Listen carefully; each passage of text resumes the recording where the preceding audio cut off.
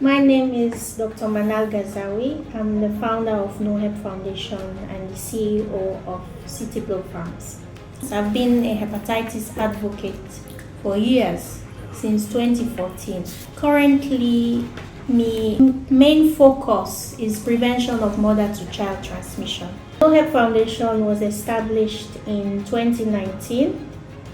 It's mostly used to focus on community awareness raising, sensitization, and free screening.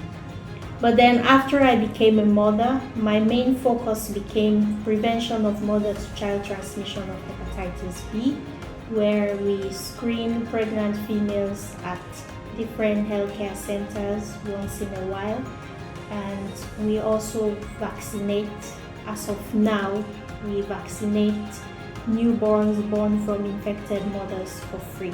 We have a project which is coming up. It's called the Be Free Project, which B is for hepatitis B. So this is in partnership with the Ministry of Health and the Hepatitis B Foundation from the US. Hepatitis deserves so much attention because it's highly prevalent in Africa. We have up to 80 million people are infected with hepatitis B in Africa. And in Sierra Leone, 1 in 8 Sierra Leoneans is infected with the virus. And the main mode of transmission of hepatitis B is from mother to child. So it's good to tackle that area to prevent further infections from occurring. Hepatitis B and C are the most complicated viruses, the ones that will cause complication and mortality and morbidity. Hepatitis A, E does not cause much mortality, and it's not common in Sierra Leone, and it's mostly transmitted or happens just like you have typhoid.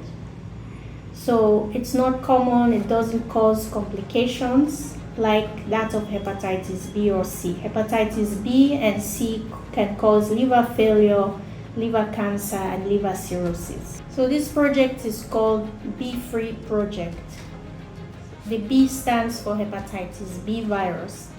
So we're going to screen 1,000 pregnant females and vaccinate at-risk mothers, that is, mothers that are susceptible to the infection, mothers that are not infected with the virus, and newborns born from infected mothers. Now it's becoming a public health concern, global public health concern, and it's also a public health concern in Sierra Leone. It's very prevalent, much more now than HIV, malaria, and TB.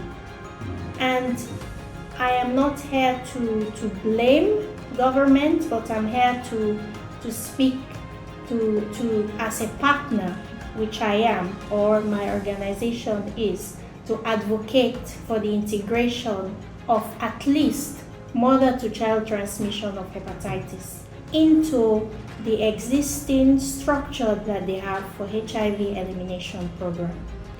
This project is supposed to last for a year, but then we're going to do the screening at the shortest possible time. Then we do follow-up of the pregnant females until delivery. Then we ensure that the vaccines are available at each of the delivery wards to ensure that babies are vaccinated within 24 hours after birth. It's very important because it's the most common mode of transmission of the virus. It is sad that on a daily basis, every child is being affected by a preventable disease. Every child is about to have liver cancer, chronic liver disease, as a result of a preventable disease. If we simply take care of the pregnant females during pregnancy, and ensuring that the babies receive their vaccines within 24 hours, then that will actually help a lot to prevent further complications as they grow older, because 90% of babies under the age of 5 are liable to have the infection, chronic hepatitis B. That is, 9 out of 10 babies have the tendency to become chronically infected with hepatitis B, which later translates to liver cancer and liver failure. Let's say a mother is pregnant and she's infected with hepatitis B.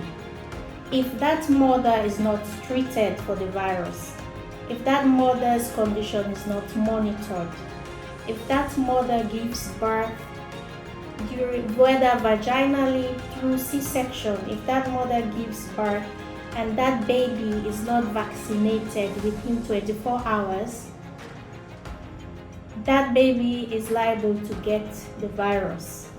And generally, 9 out of 10 babies become chronically infected with hepatitis B.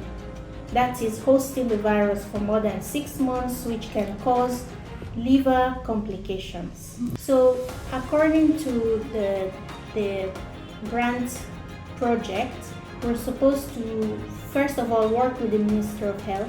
Second, we're supposed to target the rural and the urban community. So in the urban sector, PCMH is one of the main facilities which has the largest number of pregnant females that they take care of. And then you have Masanga Hospital, which also takes care of pregnant females. And Masanga is in the rural area of Sierra Leone. Gavi is an international NGO which caters to provide free vaccination for babies globally. So thanks to the Ministry of Health, at least they've applied for Gavi to help to introduce the hepatitis B birth dose, which is a WHO recommendation. Only 14 countries in Africa actually have adopted the hepatitis B birth dose. So yes, currently government does not provide the hepatitis B birth dose for babies born from infected mothers. Mothers that are aware of their infection will have to pay out of pocket. But the EPI program, the expanded program for immunization, is providing the hepatitis B vaccine, which is included in the pentavalent vaccine, which is given at 6 weeks, 10 weeks, and 14 weeks of a baby's life. If there's a pregnant female now, it's good for her to demand the fact that she wants to get tested for hepatitis B. And if she's infected, it's good for her to know that she's going to pay out of her pocket to do tests to ensure whether she needs treatment or not. And afterwards, she has to make sure that the baby is vaccinated within 24 hours.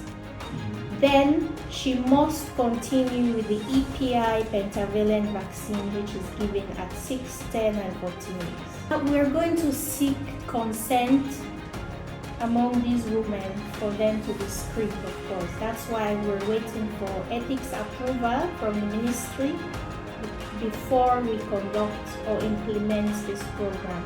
So whosoever is not willing to be tested, they are free not to consent, they are free to withdraw from being screened. But then currently government is actually screening every pregnant female for hepatitis B, HIV, and syphilis. As far as PCMH is concerned, I'm not sure about the other facilities. Doing this project, we didn't thought much about collecting data or like producing evidence-based research. But later we saw that it's fit to